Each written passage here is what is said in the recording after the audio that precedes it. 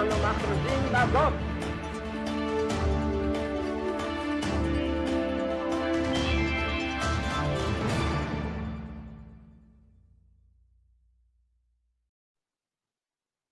Hi, I'm Barry Shaw, and this is The View from Israel. I'm fed up with the lies they tell about me and my country, Israel, so I decided to write and make a series of short videos to counter the Jew-hating bullshit of those who claim a non-existent moral high ground against Israel. Now, I've dealt with their nonsense about a non-existing genocide in Gaza. I've demolished their claims about a non-existing starvation and ethnic cleansing in Gaza. You can look for those elsewhere. And with Dr. Mordechai Kedar, we countered the lie that we Jews are foreign invaders in our ancient land by proving that those who call themselves Palestinians are the actual colonizers, the occupiers, the invaders of our land. And we did it by listing more than a dozen family names of Arabs who claim to be Palestinian to prove here where they came from. And it wasn't Netanya, it wasn't Tel Aviv, and it wasn't Haifa or even Jerusalem. We prove that they are the foreign migrants who were attracted to our place, Israel, as they are these days to places like Britain, France, Canada, and Australia. And they were doing it for precisely the same reasons, because these penniless peasants were attracted to the area being developed by the Jews after the fall of the Ottoman Empire, an empire that committed a genocide against the Armenians and attempted one against the Jews who were living there at the time. Read my book, A Tale of Love and Destiny, and you'll find that fact in this book as well. So they were coming here as penniless migrants looking for work and employment, which the Jews and the British at the time gave them. Anybody wanting to challenge me on this, let me know, and I'll send you the facts and the details. In the meantime, I'll ask Lawrence to answer one of the screenshots we have to prove where these so-called Palestinians came from. In today's video, I'm going to show you an example of their guilt of illegal occupation of Israeli land. And they're doing it with the connivance of the European Union and the active participation of several European countries. Youth from Europe, watch this video carefully. You may see your country's involvement in this land theft. In 2014, over a decade ago, I took a field trip with the Israeli legal NGO Regavim.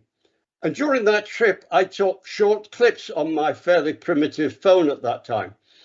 And as you'll see, I begin my investigation in the car park of the Hebrew University on Mount Scopus in Jerusalem. And you will see as the land falls away, it leads down to roads leading down to the Dead Sea and to the Jordan Valley. And you'll clearly see the Jewish town of Ma'ale Adumim down below.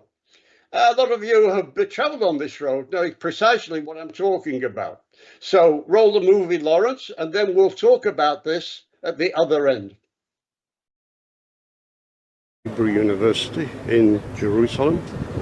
There's a bus stop. Here we're heading, booking east. You can see the highway, which is the main east-west entrance into Jerusalem. Over here you can see the highway with the cars on it, the cars going down towards the Dead Sea.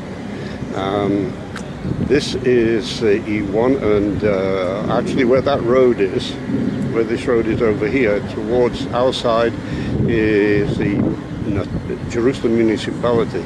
The other side is what they call E1, which is part of Area C. And always a really misty day today. The Hamseen is bad, but if you look in the distance beyond those that Arab town is Ma'ale Adumim.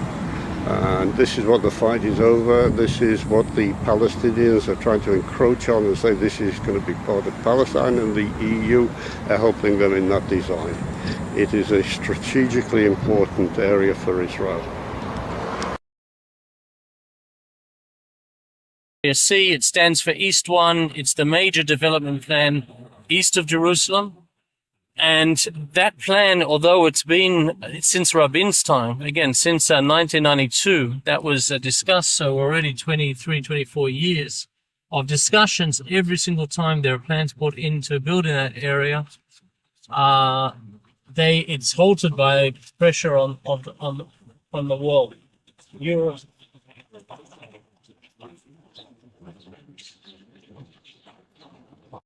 This is a school built by the European Union. You can see the sign Flag. with the flag. Is the where's this at, Ari? Office of the European Union representative to the Palestinians. So not to Don't film. worry, just keep playing. What's it going to do? Arrest you? And you see the European, European cars. yeah, the European cars, and see, get that? Yeah. That's what it was like 12 years ago.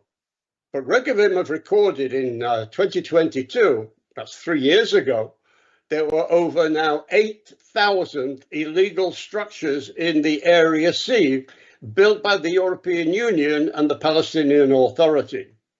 This is with the accompanying illegal transfer of population, a clear and deliberate violation of the Fourth Geneva Convention. Just ask law professors Avi Bell or law professor Eugene Komtrovich of Kohelet, who rightly claim that this is a clear contravention of international law.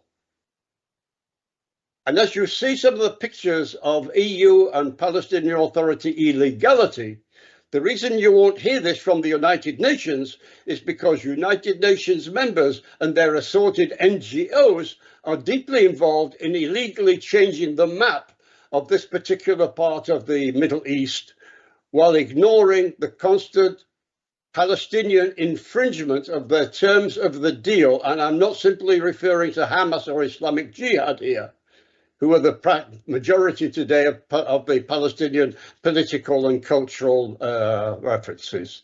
Let me give you some of the touch. Let me make it clear. The Oslo II Accord divided Israel's Judea and Samaria, some call it the West Bank, into 3 administrative divisions. The Palestinians were given areas A and B. B was actually in cooperation and together with Israel and the Israeli Defense Systems. And these included also the Israeli settlements that were there before in Area C. Area A is administered, I say, with the Palestinian Authority. Area B administered with both the Palestinian Authority and Israel. Area C forms a contiguous territory of 61% of the disputed area and is administered solely by Israel via the Judea and Samaria administration. Part of Area C was intended to be handed to the Palestinian Authority in return for nothing more than good, neighborly, peaceful behavior. Killing Jews and calling for a world without Israel does not constitute good, neighborly behavior. Nowhere in the Oslo Accord does it say that the Palestinians kill Jews, pledged to eradicate the Jewish state, and Israel remains obligated to give them more of our original land. So what do we see as a defiance of the illegality of Palestinian Authority, aided and abetted by the Europeans who claim we are in breach of the Oslo Accord? This is the A1 area must remain forever under Israeli control. Please send this message and video to everyone you know. I'm Barry Shaw, and this is The View from Israel.